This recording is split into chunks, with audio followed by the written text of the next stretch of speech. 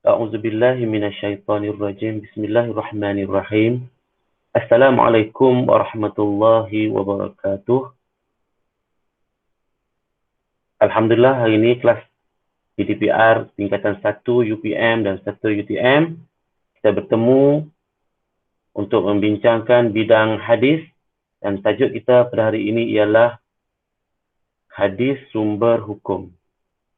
Okey, untuk kita belajar tajuk ini semua murid boleh merujuk kepada buku teks muka surat 50.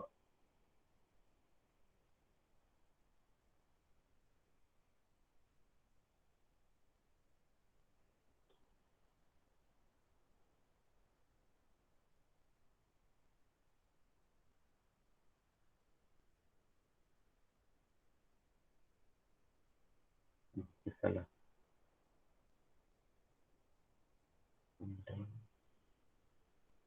Okey.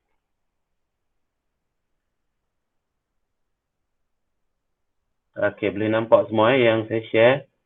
Ini ialah daripada buku teks. Tapi oleh kerana buku teks kita tu dalam tulisan Jawi, kita buat ubah ke tulisan Rumi untuk kita sama-sama dapat manfaat. Okey, kita akan pelajari hari ini pelajaran yang ke-10 dalam bidang hadis, iaitu tajuknya hadis sumber hukum. Okey. Okey, kita nak kupas tajuk ni dulu. Macam mana yang kita nak katakan hadis sumber hukum? Apa dia hadis dan apa dia sumber hukum? Okey. Secara mudah kita nak faham, hukum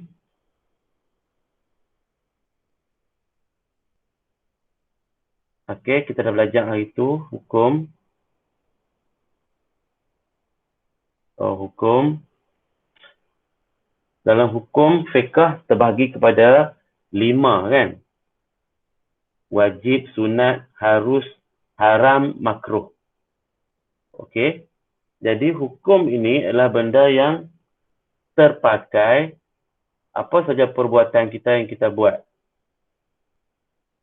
Okay, perbuatan kita seharian, kita makan, tidur, bangun, berjalan, baca buku, kita bercakap, kita berurusan dengan orang dan sebagainya, semuanya ada hukum. Kadang-kadang jadi hukum sunat, kadang jadi hukum wajib, kadang jadi hukum harus, kan? Tak lagi masuk waktu zuhur, kita solat, kemudian kita bercakap dengan ibu bapa kita berhubung dengan jiran, kita tengok telefon, kita tengok TV. Segala perbuatan yang kita buat ada hukum. Dan hukum tu kita dah belajar sebelum ni, terbahagi kepada 5. 5 hukum. Wajib, sunat, harus, haram, makruh. Okay? Jadi perbuatan-perbuatan kita yang kita buat ni ada hukum. Dari mana datang hukum tu? Dari mana datang hukum? Hukum tu datang daripada sumber. Yang katakan sumber. Okay. Macam mana yang kita kata makan dalam siang hari dalam bulan Ramadan itu hukumnya haram. Mai mana hukum tu? Mesti ada sumber. Macam mana kita kata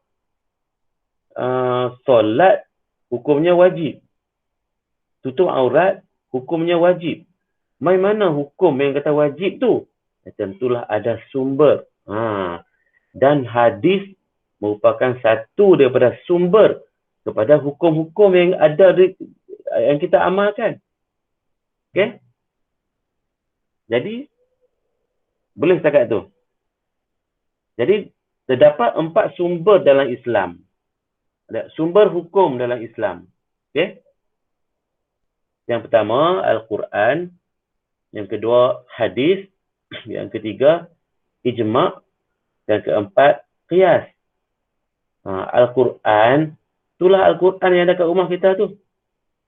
Sebuah buku ataupun kitab yang setebal tu, ayat-ayat Al-Quran di dalamnya yang kita duk baca, duk belajar, baca dan kita baca tu, Al-Quran itu adalah merupakan sumber hukum. Kita baca saja alif lam mim zalikal kitabul la raiba fih. Di sebalik ayat yang kita baca tu, semua tu adalah hukum hakam, peraturan-peraturan yang Allah berikan. Okey? Jadi kita ambil daripada situlah. Dan Al-Quran tu sumber hukum kita yang pertama. Dan yang kedua, hadis. Kita dalam tajuk ni kita nak belajar hadis ni lah. Macam mana hadis ni boleh menjadi sumber hukum. Dan yang ketiga, ijma'. Ijma' ni adalah kesepakatan para ulama'. Okay? Juga menjadi tempat kita merujuk dan menjadi hukum, sumber hukum dalam Islam. Dan yang keempat, qiyas. Qiyas itu maksud kata perbandingan sesuatu isu yang berlaku dengan hukum yang telah sedia ada. Okay? Kalau zaman Nabi dulu, dadah tak ada. Dadah zaman lah ni. Jadi bila orang berurusan dengan dadah ni, apa hukumnya? Maka dikiaskan dengan hukum yang ada pada zaman Nabi. Apa dia yang ada pada zaman Nabi? Arak.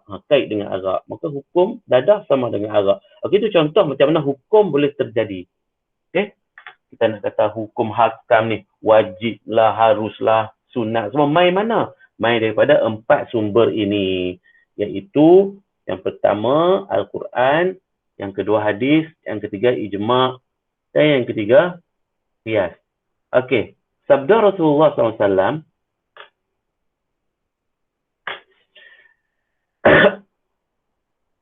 bermaksud, aku tinggalkan kepada kamu 2 perkara. Selagi kamu berpegang kepada kedua-dua perkara tersebut, kamu tak akan sesat buat selama-lamanya. Iaitulah kitab Allah, Al-Quran, dan sunnahku. Banyak hadis Rasulullah. Jadi kalau kita berpegang kepada kedua tu, apa-apa berlaku buat kita, kita macam keliru dan sebagainya, kita kembali kepada Al-Quran dan kembali kepada hadis. InsyaAllah kita tidak akan sesat. Itu merupakan jaminan yang diberi oleh Rasulullah SAW. Kita faham kakak tu? Itu yang kata hadis, sumber hukum. Sekarang kita nak belajar pasal hadis. Okay? Al-Quran kita tahu dah, ijma' dan qiyas kita akan belajar akan datang. Sekarang kita nak tahu hadis dulu. Apa dia hadis? Okay, kita selalu sebut kan hadis Nabi. Apa dia hadis? Maksud hadis, okay, dari segi bahasa, kata-kata atau baharu. Perkataan hadis tu bahasa Arab. Okay? Sebab tu ada maksud dari segi bahasa. Kenapa ada bahasa, ada istilah? Okay.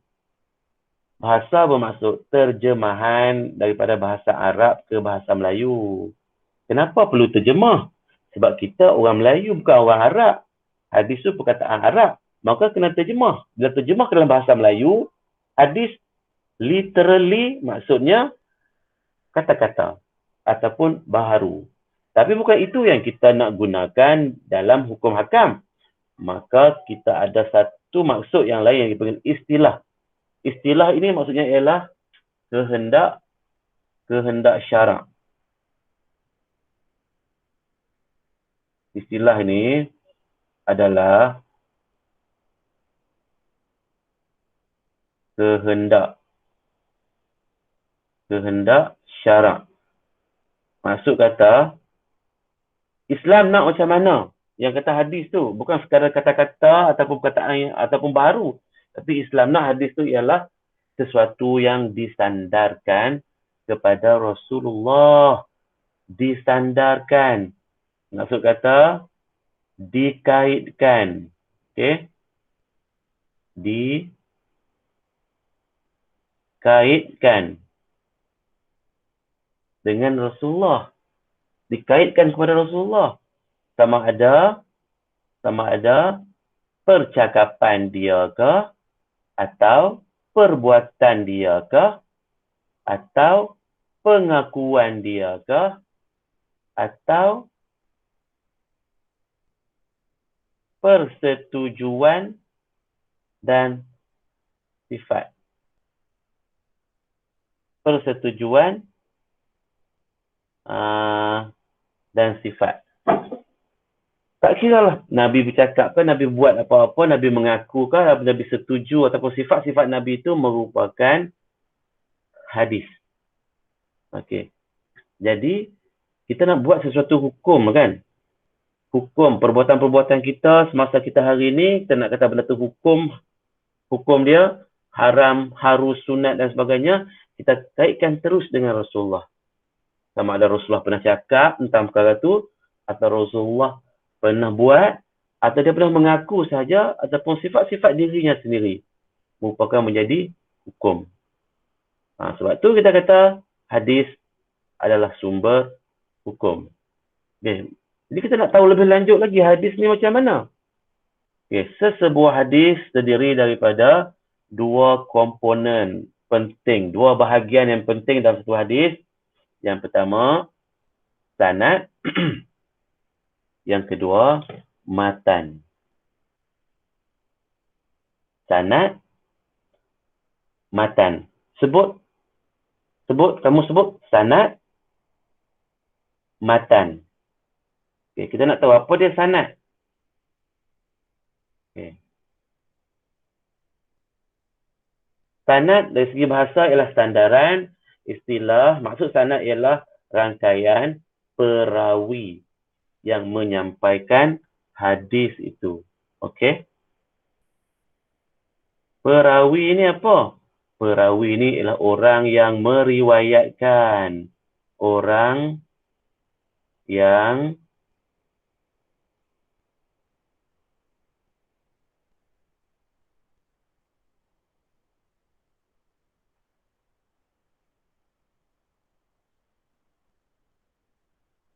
yang meriwayatkan hadis, orang yang menceritakan hadis, orang yang meroyak, tahu royak? Orang tu meroyak kat kita, meriwayat, orang yang menceritakan kita, orang yang habaqkan, orang yang menyampaikan hadis itu. Itu ialah perawi. Dan rangkaian perawi, maksud rangkaian ialah bukan seorang. Seorang ada, dua orang, ada tiga orang. Okay? Kan daripada zaman Nabi nak sampai kat kita ni, mana boleh seorang itu, dah 1500 tahun dah. Mestilah beberapa orang. Jadi, beberapa orang tu mewujudkan rangkaian. Jadi, rangkaian perawi itulah menjadi sanad kepada hadis. Yang kedua, matan. Maksud matan dari segi bahasa, sesuatu yang jelas dan zahir. Dari segi istilah, teks hadis sendiri yang terdapat selepas sanad. Okay. Teks hadis yang terdapat selepas sanad. Okay, kita tengok. Ini contoh hadis. Mana yang sanad, mana yang matan. Ini contoh hadis.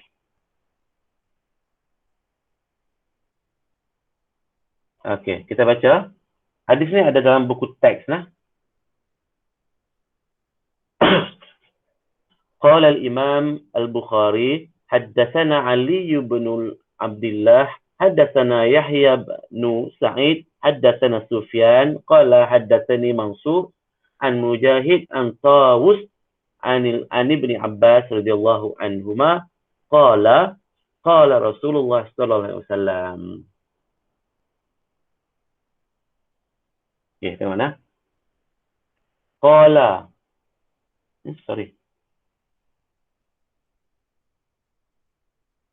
Qala.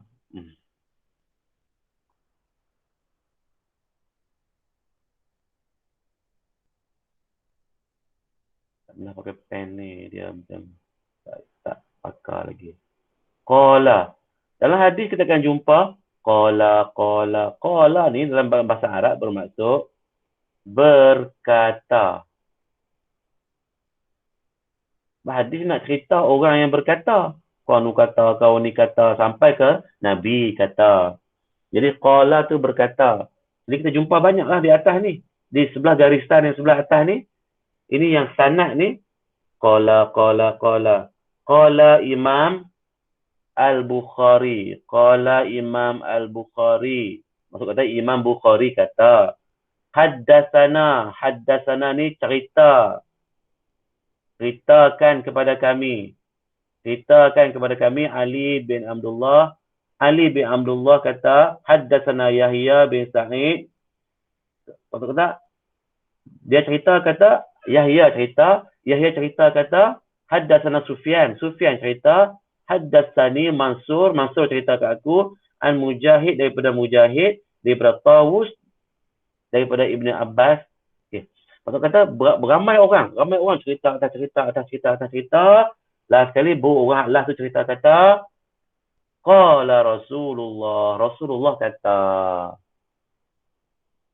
Makna kata bila sampai kat kita hari ini, kata-kata tu memang keluar daripada mulut Rasulullah sallallahu alaihi wasallam sendiri. Bukanlah direka-reka oleh pihak tertentu. Okey? Rasulullah sendiri yang sebut sampai kepada sahabat cerita kepada sahabat yang lain, cerita kepada orang yang lain, tabi'in dan sebagainya. Sampailah kita kepada hari ini, Imam Al-Bukhari meriwayatkan semua tu. Okey? Jadi jelaslah apa yang sampaikan kepada kita merupakan kata-kata Rasulullah sendiri dan itulah hadis. Jadi apa yang Rasulullah kata? Rasulullah cakap apa? Okey, di bawah garisan tu, di bawah itulah matan. Ataupun matan itulah kata-kata yang keluar daripada mulut Rasulullah sendiri. Rasulullah kata apa? La hijrata ba'dal fathi walakin jihadun wa niyatun wa izastunfirtum fanfiru. Itulah yang Nabi kata. Maksud kata dalam badan hadis ni, di sebelah atas tu ialah sanad. Dia menceritakan tentang orang, penyampai perawi. Ada berapa orang sekali pun tak apa duduk kat atas tu. Dan di bahagian matan tu, itulah yang Nabi sampaikan. Yang keluar dari mulut Nabi. Okey. Muttafaq alaih. Muttafaq alaih bermaksud hadis ini merujuk hadis yang disepakati oleh dua ulama hadis yang terkemuka, iaitu Imam Bukhari dan Imam Muslim. Maksud kata bila Imam Bukhari pun mengaku, okay, dan Imam Muslim pun mengaku, inilah hadis yang darjat yang tinggi, okay, keesahannya. Okay. Jika sesuatu hadis itu bersandarkan percakapan, matan adalah kata-kata yang diucapkan oleh baginda Rasulullah sendiri. Okey. Kalau hadis itu berdasarkan percakapan Rasul, bahagian matan ini merupakan kata-kata baginda Rasulullah sendiri. Jadi bila kita baca, kita kena ingat hadis ni datang dari Rasulullah dan seolah-olah Rasulullah bercakap dengan kita. Walaupun dia hidup beribu tahun yang lalu, tapi bila kita baca teks ni, kita rasakan seolah-olah Rasulullah sedang bercakap dengan kita. Okey. Terusnya, kita tengok. Ini dia. Antara kitab-kitab hadis yang terkemuka ialah Sahih Al-Bukhari, Sahih Muslim, Sunan Abi Daud, Sunan An-Nasa'i, Sunan Ibnu Majah, Jami' At-Tirmizi, Muwatta' Malik, Sunan Ad-Darimi dan Musnad Imam Ahmad. Jadi gambar yang kamu tengok ni, agak-agak kamu yang mana satu di antara 9 ni? Okey, boleh baca kat sini ya. Okey, boleh baca kat sini. Sahih Muslim yang kedua. Okey. Sahih Muslim. Seterusnya, kita tengok macam mana hadis nak menjadi sumber hukum. Hadis mempunyai beberapa peranan sebagai sumber hukum, antaranya menguatkan hukum yang terdapat dalam Al-Quran seperti kewajipan berpuasa. Okey. Yang ni saya suruh kamu buat the text. Ni buat nota dah itu kan. Saya percaya kamu dah buat. Kalau kamu tak buat, nak buat macam mana? Saya tak boleh tolong lah. Okey, yang pertama, menguatkan hukum yang terdapat dalam Al-Quran seperti kewajipan berpuasa. Firman Allah dalam Firman Allah SWT dalam surah Al-Baqarah ayat 185. A'udzubillahi minasyaitonirrajim. Faman syahida minkumus syahra falyasum. Ini Allah kata. Allah kata apa? Siapa antara kamu yang menyaksikan anak bulan Ramadan, maka hendaklah dia berpuasa. Jadi, ini jadi perintah tak? Perintah. Allah kata siapa nampak anak bulan, dia kena puasa. Jadi, untuk menguatkan lagi perintah Allah ni, okay, Rasulullah SAW bersabda, Abi Hurairah cerita, qala Nabi SAW, sumu li ru'yatihi wa aftiru li ru'yatihi. Terjemahannya ni Nabi kata ni tau. Apa yang Nabi kata? Abu Hurairah cerita, berpuasalah kamu kerana melihat anak bulan Ramadan. Dan berbukalah, yakni berhari rayalah kamu kerana melihat anak bulan Syawal. Jadi hadis ni memperkuatkan lagi hukum yang telah ditetapkan dalam Al-Quran. Sebab tu hari ni kita nak puasa, kita tengok anak bulan. Kita nak raya, kita tengok anak bulan juga. Ini pandukan kepada hadis ini. Yang kedua, memperincikan isi kandungan Al-Quran. Hadis dia memperincikan isi kandungan Al-Quran seperti cara melaksanakan solat. Firman Allah SWT, A'udzubillahi minasyaitonirrajim, wa aqimus shalah, surah Al-Baqarah ayat 43. Maksudnya, dan dirikanlah kamu akan solat. Maksudnya Allah suruh tak? Allah suruh. Allah suruh dirikan solat, tapi dia tak ajak macam mana. Kemudian Nabi perincikan dalam hadisnya cara nak solat. Nabi kata, haddatsana Malik radhiyallahu anhu, Malik cerita kat kami, qala Nabi kata, sallu kama ra'aitumuni usalli. Maksud kata Nabi kata apa? Solatlah kamu sebagaimana kamu melihat aku solat.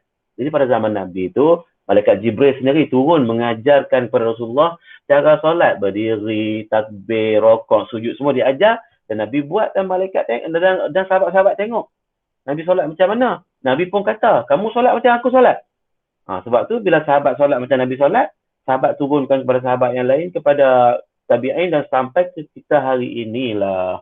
Bila kita solat, kita berdiri tegak pada kiblat, takbir, Allahu Akbar. Itu cara Nabi sebenarnya. Dari mana kita tahu? Daripada hadis ini. Jadi hadis ini memperincikan isi kandungan Al-Quran. Okay?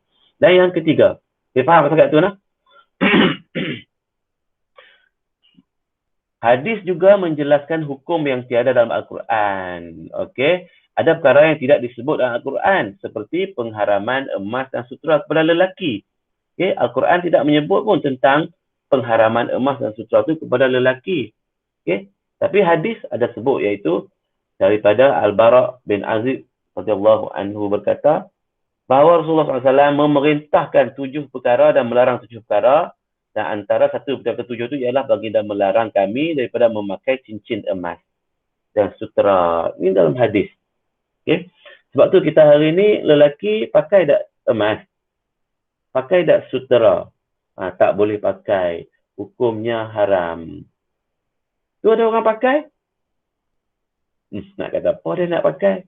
Kalau dia nak makan babi sekalipun, kita nak kata apa? Dia melanggar hukum. Dia tanggunglah dosanya. Okay? Okay. Seterusnya ialah pengelasan hadis. Okay? Seperti mana yang kita sebut pada awal tadi, okay, iaitu hadis ini terdiri daripada, maksud hadis ialah sesuatu yang disandarkan kepada Rasulullah, dikaitkan dengan Rasulullah, sama ada bentuk percakapan, perbuatan, pengakuan atau persetujuan dan sifat. Kita akan perincikan dalam pengelasan hadis. Okey. Aspek hadis yang penting ialah percakapan, perbuatan, pengakuan dan sifat-sifat Rasulullah. Okey, aspek hadis ni, ya, percakapan Rasulullah, perbuatan Rasulullah, pengakuan atau persetujuan Rasulullah dan sifat Rasulullah. Macam mana hadis dari segi percakapan? Maksud dia sesuatu yang diucapkan atau disebut oleh Nabi. Contohnya Nabi sebut dengan mulut baginda sendiri. Okay? Nabi sebut, wal haya'u syu'batun minal iman. Nabi kata kepada sahabat-sahabat. Antara yang dengar masa Nabi kata tu ialah Abu Hurairah. Abu Hurairah cerita pula kat orang lain. Dia kata Nabi kata, sampailah kat kita. Apa dia? Maksudnya, malu itu satu cabang daripada iman. Sahabat kat kita, Nabi suruh kita ni ada rasa dan sifat malu. Kerana malu tu menunjukkan bahawa kita ada iman. Tahu mana? Hadis cerita. Hadis cerita. Okay. Jadi kamu bacalah hadis. Beli buku hadis kat Hasani. Ataupun dalam Google boleh cari hadis. Macam ni, jumpa macam ni. Ini hadis. Ini hadis percakapan bila Nabi sebut. Yang kedua, perbuatan. Okey. Nabi tak sebut, Nabi tak cakap, Nabi dia buat. Okey. Anas bin Malik radhiyallahu anhu yaqul kana Rasulullah SAW. Anas bin Malik radhiyallahu anhu berkata bahawa Rasulullah beristinja dengan air, yastanji bil ma. Nabi tak cakap. Nabi tak kata, kamu semua sahabat aku, jom beristinja dengan air. Tak. Nabi tak cakap, tapi Nabi buat. Okey. Istinja ni maksud kata basuh kencing, basuh berak lah. Okay? Nabi buat dengan air. Sahabat-sahabat tengok. Sahabat cerita.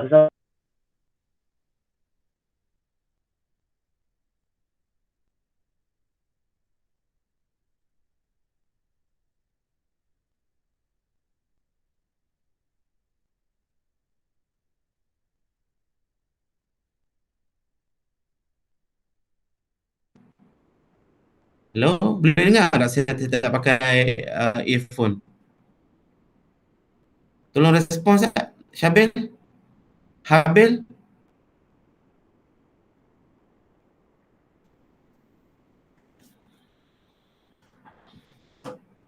Saya tak pakai headphone, boleh dengar tak?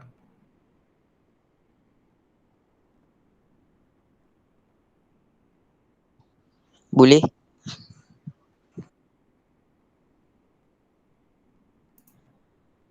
Ya.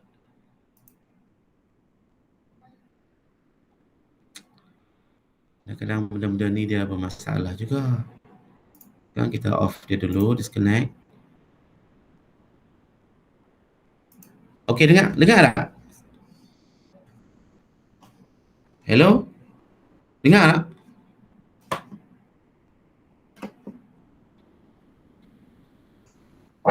Dengar. Oh, okey. Alhamdulillah.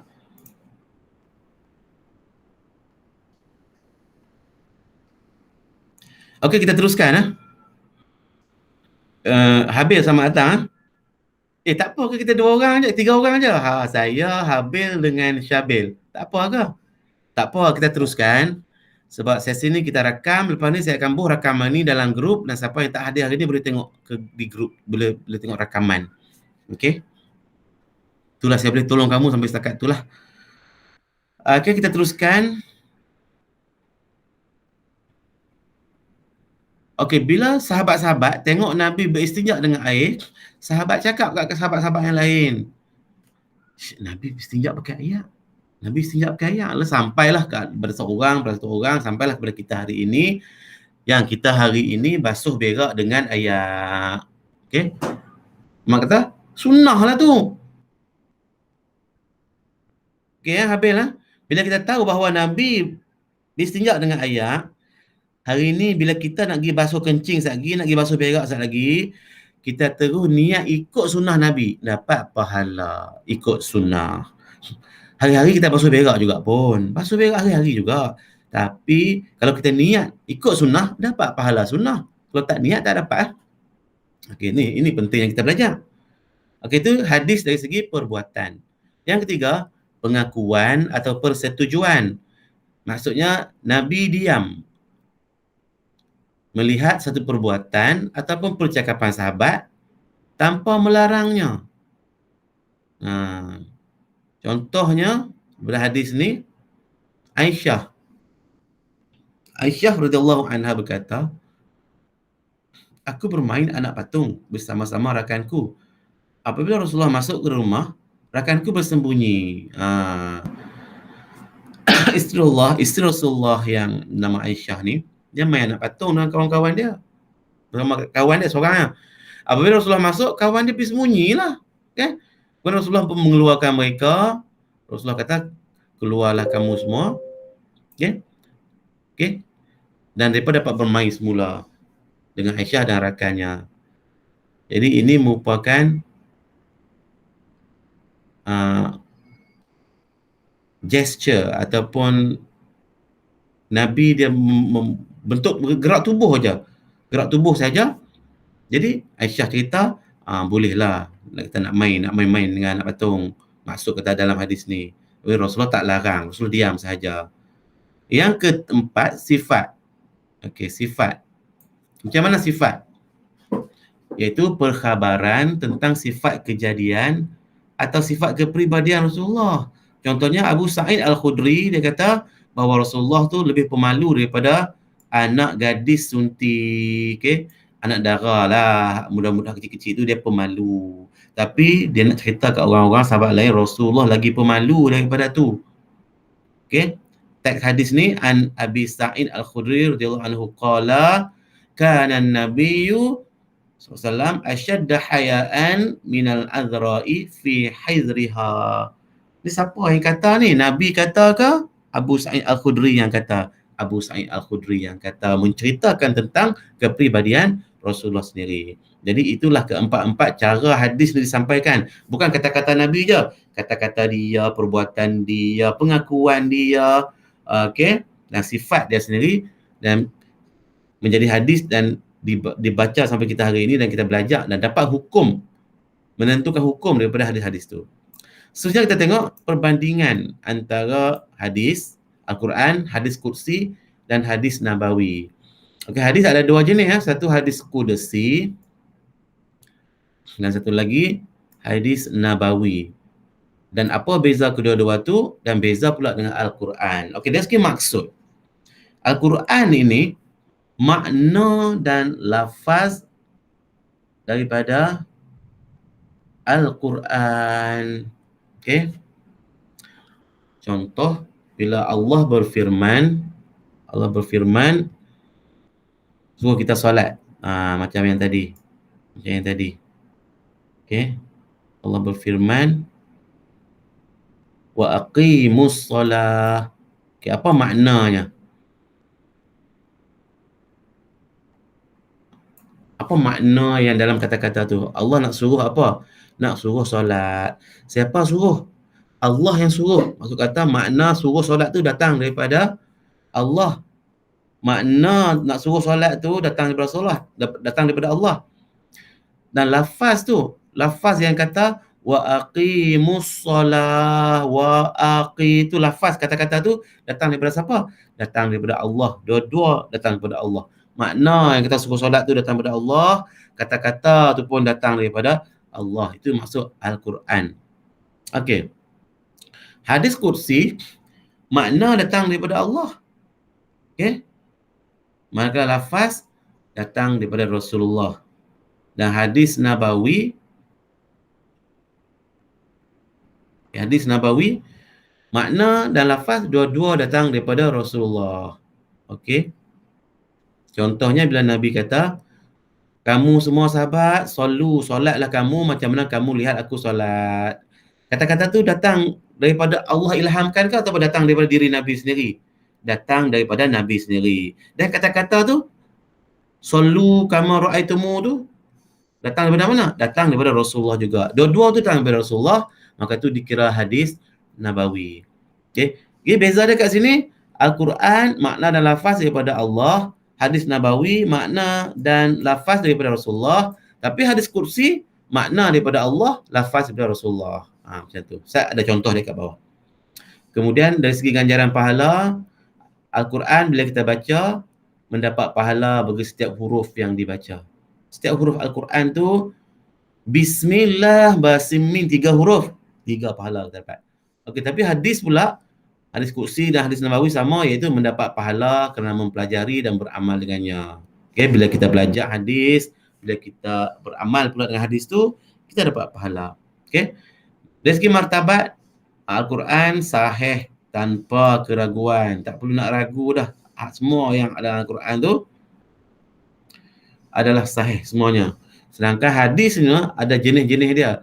Ada hadis sahih, hadis hasan, hadis dhaif, dan hadis maudhu' ataupun hadis palsu. Hadis dia macam tu. Keperluan berwuduk. Al-Quran wajib berwuduk apabila kita nak pegang ataupun nak bawa dia. Tapi hadis, sama ada hadis Qudsi ataupun hadis Nabawi, tidak wajib berwuduk. Contoh. Okey. Contoh ayat Quran, Allah berfirman dalam surah ni, A'udzubillahi minasyaitonirrajim, was-sariqu was-sariqatu faqta'u aydiyahuma. Ini Allah yang berfirman, Allah yang berkata. Terjemahan dia, orang lelaki atau perempuan yang mencuri, potonglah tangan mereka. Siapa suruh? Allah yang suruh. Okay, jadi hukum tak? Jadi hukum tak bila Allah kata macam tu? Jadi hukum. Sebab tu orang yang mencuri, hukumannya mengikut Islam ialah potong tangan. Okey. Contoh hadis qudsi pula. Abu Hurairah radhiyallahu anhu berkata bahawa Rasulullah SAW bersabda, Allah SWT berfirman, kullu amal ibni Adam lahu illa siyam fa innahu li. Maksud kata, setiap amalan Bani Adam itu baginya kecuali puasa, kerana puasa itu untukku. Ni hadis qudsi. Siapa yang kata? Maksud kata makna ataupun ilmu tu datang daripada Allah, tapi Nabi yang cakap. Itu maksud hadis qudsi. Kemudian hadis Nabawi, Abu Hurairah radhiyallahu anhu berkata bahawa Rasulullah SAW bersabda, inna dina yusrun. Terjemahannya, sesungguhnya agama itu mudah. Nabi kata, janganlah kita mempermudah-mudahkan pula agama. Nabi kata agama Islam tu mudah. Yang mudah. Subuh bangun sembahyang, subuh. Hormat orang tua, baca Al-Quran, tutup aurat. Mudah tak? Mudah. Tapi janganlah kita mempermudah-mudahkan, nak buat ikut suka hang lah. Tak mau buat ikut suka hang dah, bukan macam tu. Kita kena buat. Okay? Kita kena buat itu pun tak susah. Mudah sahaja. Itu maksud kata macam mana hadis di sini boleh bertindak menjadi sumber hukum kepada hukum-hukum yang kita sedang lalui dan alami pada hari ini. Datang daripada mana? Datang daripada 4 sumber, iaitu Al-Quran, hadis, okey, ijma' dan qiyas. Jadi boleh faham sangat tu nah? Boleh tak, Syabil?